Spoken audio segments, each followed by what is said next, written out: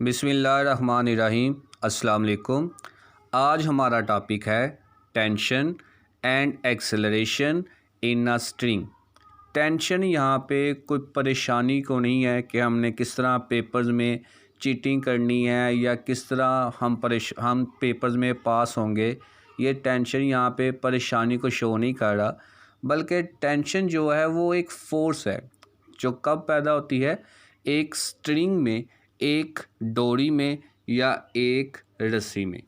यानी अगर हम एक रस्सी को अपने दोनों हाथों से पकड़कर जब खींचते हैं तो जो उसमें तनाव पैदा होता है उसको कहते हैं टेंशन। तो यानी tension and acceleration in string, एक डोरी में जो टेंशन, तनाव और एक्सेलरेशन जो प्रोड्यूस हो रहा है उसको हमने कैसे फाइंड करना है। तो इसके लिए देखें, ये हमारे पास यहाँ पे एक एग्जांपल है। उसमें हमारे पास ये डायग्राम एक दी हुई है। डायग्राम के एक सिरे को हमने किसी भी एक फ़िक्स जो सिरा है उसके साथ, एक सपोर्ट है उसके साथ अटैच कर दिया है। उसके साथ हमारे पास एक बॉडी जो है दूसरे सिरे के साथ उसको लटका दिया है। तो हमें पता है जब भी बॉडी को हैंग करेंगे तो बॉडी के ऊपर ज़मीन एक फ़ोर्स लगाएगी जो इसके वेट के इक्वल होगी। तो ये वेट वाली फ़ोर्स नीचे ज़मीन की तरफ है। जैसे ही जो बॉडी है वो उसको खींचेगा रस्सी को, तो रस्सी में तनाव पैदा होगा। तो रस्सी में कौन सी फ़ोर्स प्रोड्यूस हो जाएगी? टेंशन वाली। तो ये टेंशन इस वेट के हमेशा क्या होता है? ऑपोजिट होता है। अगर ये बॉडी रेस्ट की हालत में है तो इसका मतलब है कि वेट और टेंशन इक्वल हैं लेकिन ऑपोजिट हैं। इक्वल से मुराद है अगर एक +5 है दूसरी -5 है, दोनों को ऐड करेंगे तो आंसर क्या आ जाएगा? 0। तो इसका मतलब है कि इस सूरत में बॉडी जो है, अगर वो फोर्सेस इक्वल होंगी तो बॉडी रेस्ट की हालत में होगा। तो इसके आगे दो केस दिए हुए हैं। पहला केस हमारे पास है vertical motion of two bodies attach to the end of string that passes over a frictionless pulley. तो इसके लिए यहाँ से लेकर यहाँ तक आप बुक वाला करेंगे। उसके बाद आगे जो डेरिवेशन है वो मैं आपको बोर्ड में करवाता हूँ। नेक्स्ट आपने वो करनी है। तो आज हम पढ़ेंगे टेंशन का पहला केस, जिसमें क्या है जी, जब दोनों बॉडीज़ क्या हो, वर्टिकली मूव कर रही हो। यानी जब हम दोनों बॉडीज़ को किसी चीज़ ऐसे लटक रही हों तो उस सूरत में इसका मतलब है कि वो वर्टिकली मूव कर रही हैं। तो उस सूरत में हमने क्या फाइंड करना है? Find the value of acceleration and tension T when both bodies are vertically moved. जब दोनों बॉडीज़ क्या करें? वर्टिकली मूव करेंगी तो उस सूरत में एक्सेलरेशन की वैल्यू भी फाइंड करनी है और टेंशन की वैल्यू भी फाइंड करनी है। तो हम उस सूरत में, ये एक केस है, इसको हम इस केस को हम जो है वो कर लेते हैं, इमेजिन कर लेते हैं। फ़र्ज़ किया हमारे पास ये एक पुली है जिसको हमने किसी सपोर्ट के साथ फिक्स कर दिया है। उसके ऊपर से एक रस्सी गुजारी।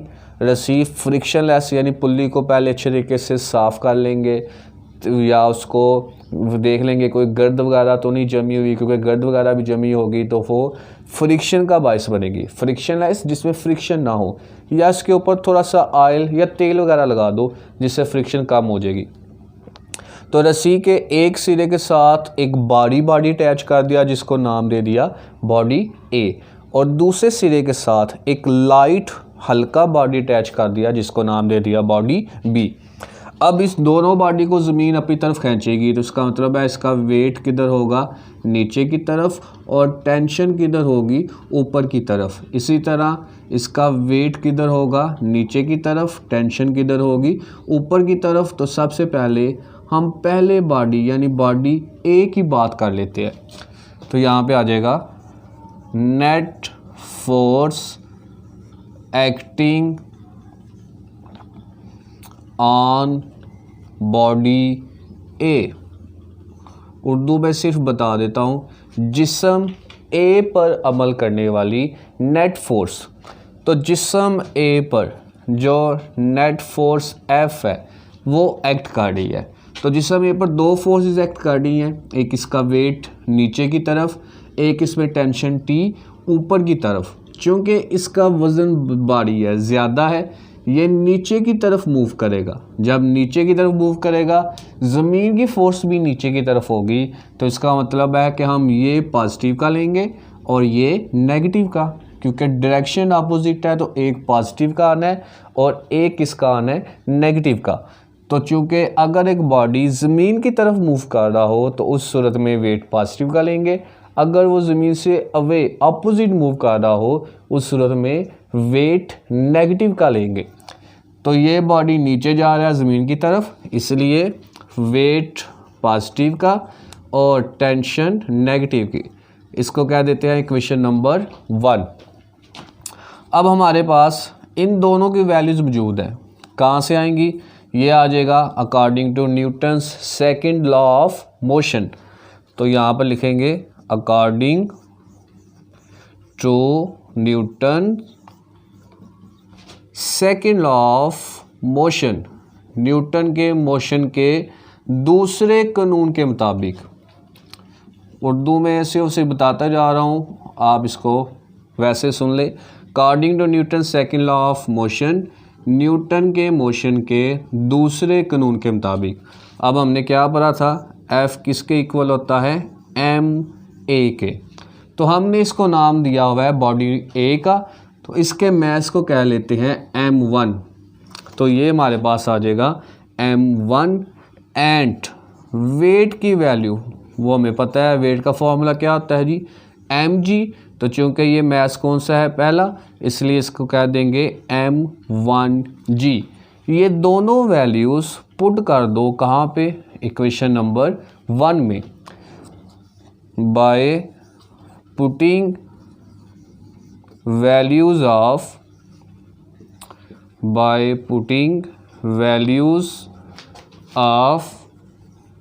force यानी F and W यानी weight in equation number 1। Equation 1 में हमने किसकी वैल्यू पुट करनी है, F की भी एंड वेट की भी। तो F की जगह आ जाएगा m1a इक्वल टू, वेट की जगह आ जाएगा m1g माइनस टी की कोई वैल्यू नहीं है, तो टी वैसे का वैसे ही। इसको नाम दे देंगे इक्वेशन नंबर 2 का। तो ये नेट फोर्स है जो किस पर एक्ट कर रही है, बॉडी ए पर। इसी तरह अब नेट फोर्स एक्ट करेगी बॉडी बी पर। तो बॉडी बी को पहले देख ले।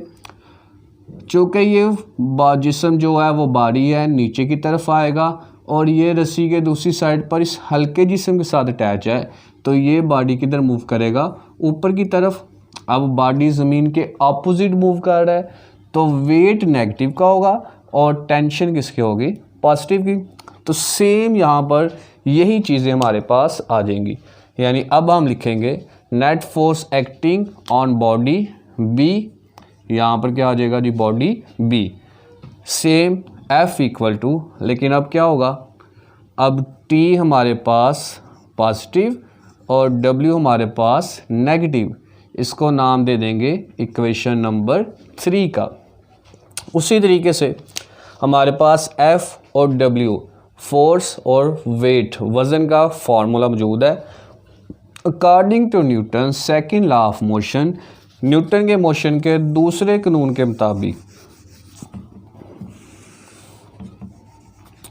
न्यूटन के मोशन के दूसरे कानून के मुताबिक F की वैल्यू आ जाएगी ma, और इसको हम कह देते हैं, इसका मैस m1 है, तो इसका फर्ज कर लेते हैं मैस कितना है जी, m2। तो यहाँ पर आ जाएगा m2a एंड वेट उसका फॉर्मूला होता है mg। तो इस मैस को नाम हमने किसका दे दिया, m2 का, तो ये बन जाएगा m2g। सेम काम उसी तरीके से F और W की ये कीमत किस में पुट कर देंगे, इक्वेशन नंबर 3 में। तो by putting values of F and W in equation number 3, तो हमारे पास इक्वेशन बन जाएगी, F की जगह आ जाएगा अब m2a इक्वल टू, टेंशन की कोई कीमत नहीं, वैसे की वैसे ही माइनस W की जगह M2G, इसको नाम दे देंगे इक्वेशन नंबर 4 का। तो अब हम यहाँ पर इक्वेशन नंबर 2 और इक्वेशन नंबर 4 को ऐड करेंगे। इसमें से एक फैक्टर T या A, इन दोनों में से एक फैक्टर कैंसिल हो जाएगा और एक फैक्टर की हमारे पास वैल्यू आ जाएगी। तो यहाँ पर देखें जी, तो यहाँ पर मैंने इक्वेशन नंबर 2 भी लिख दिया है और इक्वेशन नंबर 4 भी, ताकि हमें आसानी रहे कि हमने किस तरह ऐड किया। आगे जी, by adding equation number 2 and 4, equation 2 और 4 को अब क्या करना है, ऐड करना है। तो जब भी इक्वेशन को ऐड करते हैं, राइट साइड को राइट साइड में ऐड करना है, लेफ़्ट साइड को लेफ़्ट साइड में ऐड करना है। मसलन यहाँ पर देख लो जी, ये इसकी लेफ़्ट साइड है, इन दोनों को ऐड करेंगे तो हमारे पास आ जाएगा M1A plus M2A equal to, ये राइट साइड है, इसको ऐड करें तो M1G minus T plus T minus M2G। तो ये हमारे पास ऐड होकर क्या आ जाएगा, बल्कि ये ऐड नहीं हो सकता क्योंकि यहाँ पे मैस M1 है, यहाँ पे मैस क्या है M2, लेकिन इन दोनों में से एक्सेलरेशन दोनों में मौजूद है। तो जो चीज़ मौजूद हो उसको हम कॉमन ले लेंगे, एक्सेलरेशन कॉमन आ जाएगा, पीछे आ जाएगा M1 प्लस M2। यहाँ पे ये T माइनस का है, ये T प्लस का है, कैंसिल हो जाएगा, बाकी बचा M1G माइनस M2G। तो यहाँ पर भी देखें G दोनों में मौजूद है, हम G को कॉमन ले लेंगे तो पीछे आ जाएगा M1 माइनस M2। हमने A की वैल्यू फाइंड करनी है, तो M1 प्लस M2 यहाँ पे मल्टीप्लाई हो रहा है, दूसरी साइड पे जाकर क्या हो जाएगा, divide, M1 minus M2 divided by M1 plus M2, और साथ में ये जो G इसके साथ था वो आ जाएगा। ये हमारे पास किसकी वैल्यू आ गई, एक्सेलरेशन की। अब हमने वैल्यू फाइंड करनी है टेंशन की। ए की ये वैल्यू इक्वेशन नंबर 2, 4 जिसमें से मर्जी पुट कर दो, हमारे पास टी की वैल्यू आ जाएगी। तो हम ए की ये वैल्यू पुट कर देते हैं इक्वेशन नंबर 4 में, by putting value of, by putting value of A in equation number 4। Equation number 4 में ए की वैल्यू दर्ज करने से। तो इक्वेशन नंबर 4 जी ये है, यहाँ पर M2, उसके बाद क्या है ए की जगह ये वैल्यू पुट करेंगे, G को पहले लिख लिया यानी M2 ये वाला, G ये वाला आ गया, और बाकी सारी वैल्यूज़ ये वाली, M1 minus M2 over M1 plus M2, उसके बाद इक्वल टू T वैसे का वैसे ही माइनस M2G भी वैसे का वैसे ही। तो ये इधर माइनस का है क्योंकि हमने T की वैल्यू फाइंड करनी है, जिस चीज़ की वैल्यू फाइंड करनी हो उसको इक्वल के साइड पर अकेला रखते हैं, बाकी सारी वैल्यूज़ को दूसरी साइड पर ले आते हैं। तो ये माइनस का है, इधर आकर किसका हो जाएगा, प्लस का।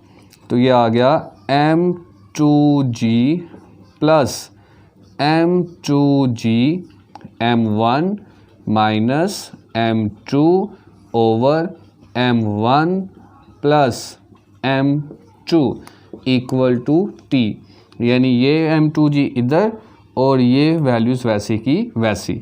तो अगर हम देखें M2G इधर भी मौजूद है, M2G इधर भी मौजूद है, तो हम यहाँ से M2G कॉमन ले लेंगे। तो जब M2G कॉमन ले लिया, पीछे यहाँ से M2G कॉमन ले लिया, इसकी जगह फिर क्या बच गया 1 प्लस M2G, सॉरी ये तो कॉमन आ गया, पीछे बच गया M1 minus M2 over M1 plus M2। M2G दोनों से कॉमन ले लिया, यहाँ से जब कॉमन लेंगे तो 1 बच जाएगा, यहाँ से कॉमन लेंगे तो ये ख़त्म, इसकी जगह बाकी वैल्यूज़ आ जाएगी जिसके नीचे कुछ ना हो, क्या होता है 1।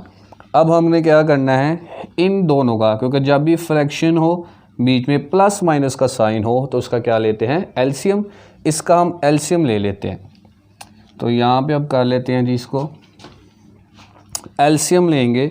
m2g तो वैसे का वैसे ही रहेगा। उसके बाद एलसीएम लिया तो एलसीएम हमारे पास वही आएगा m1 प्लस m2। तो एलसीएम को जब इससे मल्टीप्लाई करेंगे तो ये आ जाएगा m1 plus m2 plus m1 m2 से कैंसिल, पीछे क्या बच गया m1 माइनस m2। अगर आपको एलसीएम लेना आता हो तो आपको इस स्टेप की समझ आ जाएगी। ये m2 प्लस का है, ये m2 माइनस का है, ख़त्म हो जाएगा, पीछे बचेगा m2g।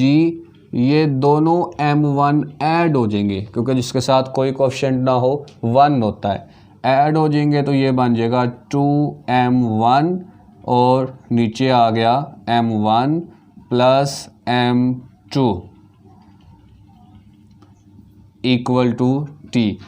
तो इसको अरेंज करेंगे तो आ जाएगा 2m1 m2g over m1 plus m2 equal to t। ये हमारे पास किसकी वैल्यू आ गई एक्सेलरेशन की। हमने क्या फाइंड करना था a की वैल्यू, सॉरी ये हमारे पास टेंशन की वैल्यू आ गई। हमने क्या फाइंड करना था एक्सेलरेशन की वैल्यू एंड टेंशन की वैल्यू। तो एक्सेलरेशन की वैल्यू हमने ये निकाल ली और टेंशन की वैल्यू हमारे पास क्या आ गई 2m1 m2g over m1 plus m2। ये जो हमने यहाँ पे एक्सेलरेशन की वैल्यू निकाली है इसको हम प्रैक्टिकल में यूज़ करते हैं ग्रेविटेशनल एक्सेलरेशन की वैल्यू फाइंड करने के लिए। यानी अगर हम यहाँ से g की वैल्यू फाइंड करना चाहते हैं तो m1 m2 ये क्या हो रहा है यहाँ पे डिवाइड हो रहा है, इसके साथ इस तरह लिख लो, ये डिवाइड हो रहा है, इधर आकर क्या हो जाएगा मल्टीप्लाई। तो ये हमारे पास आ जाएगा m1 प्लस m2 और m1 माइनस m2 मल्टीप्लाई हो रहा है, इधर आकर क्या हो जाएगा डिवाइड और साथ में a की वैल्यू इक्वल टू g। यानी ये ग्रेविटेशनल एक्सेलरेशन फाइंड करने के लिए इस्तेमाल करते हैं जब दो बॉडीज़ वर्टिकली मूव कर रहे हों, और इस अरेंजमेंट को बोलते हैं एटवुड मशीन। ये हमारे पास एक मशीन है जिसे हमने प्रैक्टिकल में यूज़ करना है। अगर हमारे पास दो बॉडीज़ दी हो और कंडीशन दी हो कि वो वर्टिकली मूव कर रहे हैं तो ग्रेविटेशनल एक्सेलरेशन फाइंड करें, तो एटवुड मशीन के ज़रिए हम उन मासेस का जो ग्रेविटेशन एक्सेलरेशन है वो फाइंड कर सकते हैं। तो अब हम इसके न्यूमेरिकल देख लेते हैं। जो न्यूमेरिकल हमने यहाँ पे करना है वो है 3.6। स्टेटमेंट देखें जी, स्टेटमेंट उसने दी हुई है 2 masses 52 kg and 48 kg are attached to end of string that passes over a frictionless pulley। दो masses, एक 52 kg है और एक 48 kg है, उसको रस्सी के सिरों के साथ बांधा हुआ है और उस रस्सी क्या कर रही है एक फ्रिक्शनलेस पुली से गुजर रही है। Find the tension in the string and acceleration in the bodies. Tension T और एक्सेलरेशन A फाइंड करना है। When both masses are moving vertically, जब दोनों बॉडीज़ वर्टिकली मूव कर रहे होंगे। तो इस सूरत में देख लें, यहाँ पे पहले मैं एक्सेलरेशन और टेंशन का फार्मूला लिख देता हूँ। तो ये मैंने यहाँ पे एक्सेलरेशन और टेंशन जो भी हमने फाइंड किया उसका फार्मूला लिख दिया है। गिवन हमारे पास क्या है न्यूमेरिकल में कि एक मैस 52 kg है, दूसरा मैस 48 kg है। तो m1 52 आ गया, m2 48 आ गया। अगर आप डायग्राम को ज़हन में रखें तो जो मैस भारी था उसको हमने m1 रखा था, जो मैस लाइट हल्का था उसको हमने m2 रखा था। तो 52 भारी है, 48 लाइट हल्का है, तो इसलिए 52 को m1, 48 को m2। उसके बाद चूँकि इस फार्मूले में ग्रेविटेशनल एक्सेलरेशन का इस्तेमाल होना है, हमने यहाँ पे g की वैल्यू भी लिख दी विच इज़ 10 ms-2। फाइंड हमने करना है एक्सेलरेशन को और दूसरी चीज़ हमने क्या फाइंड करनी है, टेंशन को। तो हमारे पास सॉल्यूशन यहाँ पे आ गया। यहाँ पे a की वैल्यू, a का फार्मूला लिख दें, a equal to m1 minus m2 over m1 plus m2 into g। और दूसरी साइड पर या पहले यही फाइंड कर ले, a इक्वल टू m1 की वैल्यू, m1 हमारे पास कितना है g 52 minus 48 divided by 52 plus 48 into g की वैल्यू भी 10। 52 में से 48 निकालेंगे तो ये आ जाएगा 4, 52 प्लस 48 ये आ जाएगा 100 इंटू 10, 0 0 से कट गया, 4/10 बचा। तो इसको डिवाइड करेंगे तो हमारे पास एक्सेलरेशन की वैल्यू आ जाएगी 0.4 ms-2। साथ यूनिट लाजमी लिखना है। उसके बाद दूसरी चीज़ हमने फाइंड करनी है टेंशन को। तो टेंशन का फॉर्मूला होता है 2m1 m2 g divided by m1 plus m2 to multiply m1 की जगह 52, आगे जी 48, उसके बाद g की वैल्यू 10 डिवाइडेड बाय 52 प्लस 48। इन सब को जब मल्टीप्लाई करेंगे तो ये आ जाएगा 49920 और इसको डिवाइड कर देना है किस पे, 52 प्लस 48 100। जब डिवाइड करेंगे तो आ जाएगा 499.2 न्यूटन। अब उसने जवाब दिया हुआ है 500 न्यूटन। 500 न्यूटन तब बनता था अगर एंड वाला डिजिट 5 से बड़ा हो, यानी ये तो आ गया 2, अगर ये 6 या 7 होता तो 499 में 1 ऐड कर देते 500 बन जाता। तो आप अगर इसको 499.2 भी लिख लेंगे तो जवाब ठीक है, और अगर आप इसको 500 लिखना चाहते हैं तो फिर भी जवाब क्या होगा, ठीक होगा। बाकी सेकंड केस इंशाल्लाह हम कल करेंगे। अल्लाह हाफिज़।